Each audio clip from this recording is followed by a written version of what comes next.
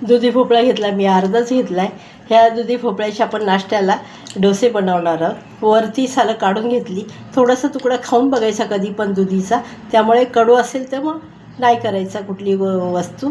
पण आता कुठलाही पदार्थ करायचा नाही, आणि जर चांगला असेल तर मग करायचा. बघा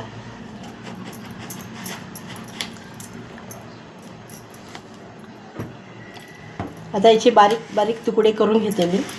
असे मी दुधीचे तुकडे करून घेतलेत, पीस करून घेतले बारीक बारीक. आता मिक्सरच्या भांड्यात टाकते आणि फिरवून घेते.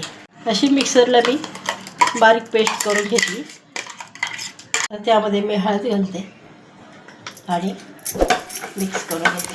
त्यामध्ये मी 1 वाटी तांदळाची पिठी घालते आणि अर्धा चमचा जिरं घालते आणि चवीपुरतं मीठ घालते आणि मिक्स करून घेते.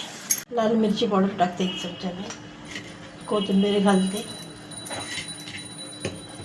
थोडंसं चिली फ्लेक्स टाकते आणि पाणी टाकून मिक्स करून घेते.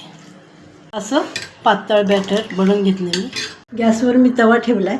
आता बघा हे बॅटर त्यावर टाकून घेते.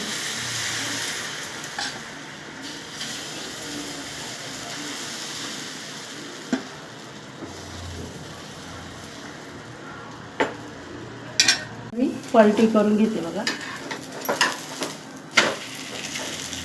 हे बघा दोन्ही बाजूने चांगला शेकला. आता मी काढून घेते.